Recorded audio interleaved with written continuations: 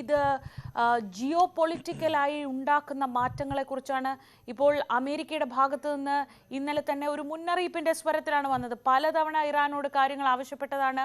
പക്ഷെ അപ്പോഴൊക്കെയും ഇറാൻ എടുത്ത നിലപാടാണ് ഇങ്ങനെയൊരു സ്ഥിതിയിലേക്ക് കാര്യങ്ങൾ കൊണ്ടെത്തിച്ചത്. ഇനിയും രൂക്ഷമായ ആക്രമണം ഉണ്ടാകും, അതിനു മുൻപ് ദൈവം രക്ഷിക്കട്ടെ എന്നൊരു മെസ്സേജാണ് ട്രംപിൻ്റെ ഭാഗത്തു നിന്ന് വരുന്നത്. പലതരത്തിലുള്ള ചർച്ചകൾ നടക്കുന്നുണ്ട്. അറബ് രാജ്യങ്ങൾ ഇടപെടാൻ ശ്രമിക്കുന്നുണ്ട്. ഇന്നലെ ഇസ്രയേലും ഇന്ത്യയും തമ്മിലൊരു സംസാരം ഉണ്ടായിട്ടുണ്ട്. എന്തൊക്കെ തരം ചർച്ചകൾ ഇറാനും ഇസ്രയേലിനും ചുറ്റും ഇപ്പോൾ നടക്കുന്നുണ്ട്? സമാധാനം പുനഃസ്ഥാപിക്കുന്നതിന് വേണ്ടി ശ്രീജ ഇത്തരത്തിൽ പല രാജ്യങ്ങളുടെയും ഇടപെടൽ ഉണ്ടാകുന്നുണ്ട്. പക്ഷേ അമേരിക്കയെ സംബന്ധിച്ച് ഈ ആണവ കരാർ എന്നുള്ളത് അവരുടെ ഒരു പ്രസ്റ്റീജിയസ് ഇഷ്യൂ തന്നെയാണ്.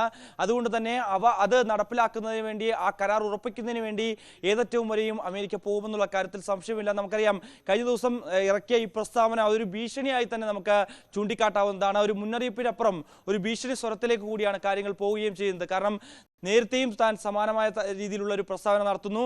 അതുതന്നെയാണ് ഇറാൻ പറയുന്ന പോലെ തന്നെ ഈ ഒരു ആക്രമണത്തിൽ, ഇസ്രായേലിൻ്റെ ആക്രമണത്തിന് പിന്തുണ നൽകിയിട്ടുണ്ട് US, ഇതിന് പിന്നിൽ US തന്നെയാണ് എന്നുള്ള രീതിയിലുള്ള ചില ആരോപണങ്ങൾ ഇറാൻ ഉന്നയിക്കുമ്പോൾ അത് ശക്തി പകരുന്നത്, അല്ലെങ്കിൽ അത് ശരിയാണെന്ന് ചേർത്ത് വായിക്കപ്പെടേണ്ടതായിട്ടുള്ള ചില കാര്യങ്ങൾ ചൂണ്ടിക്കാണിക്കുന്നുണ്ട് അവർ. അതായത് ആദ്യം ഇസ്രായേലിൻ്റെ ആക്രമണം വരുന്നതിന് മണിക്കൂറുകൾക്ക് മുമ്പ് ഡൊണാൾഡ് ട്രംപിൻ്റെ ഭാഗത്തുനിന്ന് ഇത്തരത്തിലുള്ള പ്രസ്താവന ഉണ്ടായിട്ടുണ്ടായിരുന്നു. അതായത് ഈ അണു കരാറുമായി ഒരു ഡീൽ ഉറപ്പിച്ചില്ല എങ്കിൽ ഒരുപക്ഷേ ഇസ്രായേലിൻ്റെ ഭാഗത്തുനിന്ന് വലിയ ആക്രമണം ഉണ്ടാകും, അത് ഇറാന് നേർക്ക് ഉടനടി തന്നെ ഉണ്ടാകാനുള്ള ഒരു സാധ്യത ഞങ്ങൾ മുന്നിൽ കാണുന്നുണ്ട് എന്നുള്ള തരത്തിലുള്ള ഒരു മുന്നറിയിപ്പ് നൽകിയിരുന്നു. അത് പറഞ്ഞ് ഏകദേശം മണിക്കൂറുകൾക്കകമായിരുന്നു ഇസ്രായേൽ ഇറാനെ അറ്റാക്ക് ചെയ്യുന്നത്.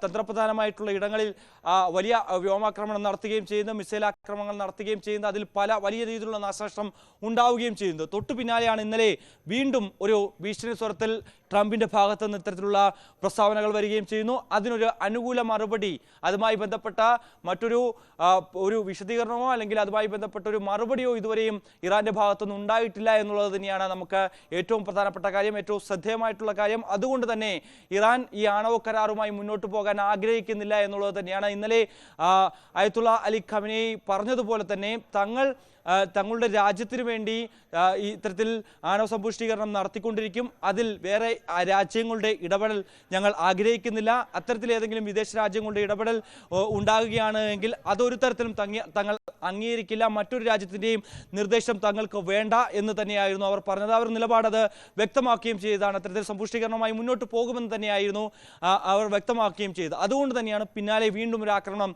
ഉണ്ടാവുകയും ചെയ്യുന്നത്. കാരണം ഈ ആണവ കേന്ദ്രങ്ങൾ നശിപ്പിച്ചില്ല എങ്കിൽ അത് വലിയ ഭീഷണിയായി തീരുന്നത് മറ്റ് രാജ്യങ്ങളെ സംബന്ധിച്ച് ഏറ്റവും കൂടുതൽ ഭീഷണിയാകുന്നത് ഇസ്രായേലിനെ തന്നെയാണ്. കാരണം പലതവണ ഇറാൻ ഇതുമായി ബന്ധപ്പെട്ട ഇസ്രായേലിന് മുന്നറിയിപ്പും മുൻകാലങ്ങളിലും നൽകിയിട്ടുണ്ടായിരുന്നു. ഗാസയിൽ നടക്കുന്ന വലിയ രീതിയിലുള്ള രക്തച്ചൊരികൾ അത് നിർത്തലാക്കണമെന്ന് ആവശ്യപ്പെട്ടുകൊണ്ട് പല തവണ ഇസ്രായേൽ ഖമനേയി രംഗത്ത് വരുന്ന സാഹചര്യം ഉണ്ടായിരുന്നു. ഇത്തരത്തിൽ അറ്റാക്ക് നടത്തുന്ന അടക്കമുള്ള കാര്യങ്ങൾ അവർ ചൂണ്ടിക്കാണിക്കുകയും ചെയ്തതാണ്. അപ്പോൾ ഇത്തരത്തിലൊരു ആണവ ശക്തിയായി ഇറാൻ മാറിയാൽ അത് ഏറ്റവും കൂടുതൽ ബാധിക്കാൻ പോകുന്നത് ഇസ്രായേലിനെ തന്നെയാണ്. അതുകൊണ്ട് തന്നെയാണ് കഴിഞ്ഞ ദിവസം ഇസ്രായേലിന്റെ സൈനിക മേധാവി വ്യക്തമാക്കിയത്, തങ്ങളുടെ രാജ്യത്തിന്റെ സുരക്ഷയ്ക്ക് ഭീഷണിയാകുന്ന ഏതൊരു ശക്തിയും തങ്ങൾ വെച്ചുപൊറുപ്പിക്കില്ല, അതിനുവേണ്ടി തങ്ങൾ ഏതറ്റം വരെയും പോകും എന്നുള്ള രീതിയിലുള്ള പരാമർശം അദ്ദേഹത്തിന്റെ ഭാഗത്തുനിന്നും ഉണ്ടാവുകയും ചെയ്തതാണ്. അതുകൊണ്ട് തന്നെ വീണ്ടും ആക്രമണങ്ങൾ ഉണ്ടാകും, പ്രത്യാക്രമണങ്ങൾ ഉണ്ടാകും. ആ രീതിയിലേക്ക് കാര്യങ്ങൾ വഴിവെക്കുന്നു. എന്തായാലും നിലവിൽ സമാധാനം പുനഃസ്ഥാപിക്കണമെന്ന് ആവശ്യപ്പെട്ടുകൊണ്ട് പല രാജ്യങ്ങളും രംഗത്ത് വരുന്നു. ഇന്ത്യ അടക്കമുള്ള രാജ്യങ്ങൾ രംഗത്ത് വരുന്നുണ്ട്. ബെഞ്ചമിൻ നെതന്യാഹുവുമായി പ്രധാനമന്ത്രി നരേന്ദ്രമോദി സംസാരിച്ചിട്ടുണ്ട്. നിലവിലെ സാഹചര്യങ്ങൾ, നിലവിലെ സ്ഥിതിഗതികൾ ഇരുവരും പങ്കുവച്ചിട്ടുണ്ട്. സമാധാനം ഉടൻ തന്നെ ഉറപ്പാക്കണം, ഒരു എസ്കലേറ്റ് ചെയ്തൊരു വാറിലേക്ക് പോകരുത് എന്നുള്ളൊരു നിർദ്ദേശം ഇന്ത്യ തന്നെ മുന്നോട്ട് വെക്കുകയും ചെയ്തിട്ടുണ്ട്. മറ്റ് രാജ്യങ്ങളും സമാനമായ ആവശ്യവുമായി രംഗത്ത് വരുന്നുണ്ട്. പക്ഷേ അത് എത്രത്തോളം സാധ്യമാകുമെന്ന് നമുക്കിനി കണ്ടറിയേണ്ടിയിരിക്കുന്നു. നിലവിലെ സാഹചര്യത്തിൽ വലിയ സംഘർഷത്തിലേക്ക് കാര്യങ്ങൾ പോകുന്നു എന്നുള്ളതാണ്. സ്വാഭാവികമായി ഇപ്പോൾ ഇസ്രായേലിന്റെ അറ്റാക്ക് വീണ്ടും ഇങ്ങനെ ഇറാന് മേലുണ്ടാകുന്നു. 200ഓളം യുദ്ധവിമാനങ്ങൾ തയ്യാറെടുക്കുന്നു. ബാലിസ്റ്റിക് മിസൈലുകൾ വീണ്ടും ടെഹ്റാനിലേക്ക് പതിക്കുന്നതായിട്ടുള്ള റിപ്പോർട്ടുകൾ കൂടി പുറത്തു വരുമ്പോൾ സ്വാഭാവികമായും ഇറാന്റെ ഭാഗത്തു നിന്നും ഈ ഒരു പ്രത്യാക്രമണം ഉണ്ടാകാനുള്ള സാധ്യത കൂടി ഇസ്രായേൽ കണക്കാക്കുന്നതാണ്. അതുകൊണ്ട് തന്നെ സിറിയയും ഒപ്പം തന്നെ ജോർദാൻ അടക്കമുള്ള അതിർത്തികളിൽ, ഇസ്രായേലിന്റെ അതിർത്തികളിലൂടെ ആയിരിക്കാം ഒരുപക്ഷെ ഇറാന്റെ ആക്രമണം ഉണ്ടാകാൻ സാധ്യതയുള്ളത്, ഏറെക്കുറെ സാധ്യതയുള്ളത്. അതുകൊണ്ട് തന്നെ ആ ഭാഗങ്ങളിൽ വ്യോമപ്രതിരോധ സംവിധാനങ്ങൾ ഏകോപിപ്പിച്ചിട്ടുണ്ട്, കൂടുതൽ ശക്തമാക്കുന്നുണ്ട്. കാരണം ഇതിനു മുമ്പും ഈ ആക്രമണം പ്രതീക്ഷിച്ച സമയത്ത് തന്നെ ഇത് തടയുന്നതിന് വേണ്ടി ഇസ്രായേൽ പല നടപടികളും സ്വീകരിച്ചിരുന്നു. പക്ഷേ ഭൂരിഭാഗം മിസൈലുകളും ഒപ്പം തന്നെ ബാലിസ്റ്റിക് മിസൈലുകളും ഒപ്പം തന്നെ ഡ്രോണുകളും അത് തടയാൻ ഇസ്രായേലിന് സാധിച്ചുവെങ്കിൽ പോലും തന്നെ പലതും ഈ ജനവാസ മേഖലയിലേക്ക് പതിക്കുന്ന കാഴ്ച കാണാൻ സാധിക്കുന്നു. അത്തരത്തിലുള്ള ദൃശ്യങ്ങൾ പുറത്തു വരുന്നു, അത് സ്ഥിരീകരിക്കുകയും ചെയ്യുന്ന റിപ്പോർട്ടുകളാണ് പുറത്തു വരികയും ചെയ്യുന്നത്. അതുകൊണ്ട് തന്നെ ഇനി അത്തരത്തിലുള്ളൊരു സാഹചര്യം ഉണ്ടാകാൻ പാടില്ല. അതുകൊണ്ട് തന്നെ അതിനുവേണ്ടി വലിയ രീതിയിലുള്ള സുരക്ഷാ ക്രമീകരണങ്ങൾ ഇസ്രായേലിന്റെ ഭാഗത്തുനിന്ന് തയ്യാറെടുത്തു കഴിഞ്ഞിരിക്കുന്നു എന്ന് തന്നെയാണ് നമുക്ക് മനസ്സിലാക്കാൻ സാധിക്കുന്നത്. എന്തായാലും വലിയ സംഘർഷത്തിലേക്ക് പശ്ചിമേഷ്യ നീങ്ങിക്കൊണ്ടിരിക്കുന്നു. ശ്രീജ, മിഥുൻ, ഏറ്റവും ശ്രദ്ധേയമായ കാര്യം ഇപ്പോൾ മിഥുൻ സൂചിപ്പിച്ചതുപോലെ തന്നെ ഈ ആണവ കേന്ദ്രങ്ങൾ, ആണവ ശക്തിയാകുന്ന ഇറാനെ ഏത് വിധേനയും തടയുക എന്നത് ഇസ്രായേലിന്റെ മാത്രമല്ല അമേരിക്കയുടെ കൂടി ആവശ്യമാണ്. ഇവരുടെ പ്രിസിഷൻ അറ്റാക്കാണ് നടത്തിയതെന്ന് ഇസ്രായേൽ ഐക്യരാഷ്ട്രസഭയിൽ തന്നെ പറയുന്നുണ്ട്. പക്ഷേ എന്തായിരുന്നു ആ തന്ത്രം? കൃത്യമായി ഇറാന്റെ ഏറ്റവും മുതിർന്ന 4 നേതാക്കളെ, ഈ ആണവ പദ്ധതികൾക്ക് നേതൃത്വം നൽകുന്ന നേതാക്കളെ, ആണവ കേന്ദ്രങ്ങളെ ലക്ഷ്യമിട്ടുള്ള ഈ ആക്രമണം. ഇന്നലെയൊക്കെ ഈ നതാൻസിലെ ചെറിയ ആണവ ചോർച്ചയെക്കുറിച്ച്, അങ്ങനെ ഒരു ആണവ ചോർച്ചയുടെ റിപ്പോർട്ടുകൾ വരുന്നുണ്ടായിരുന്നു.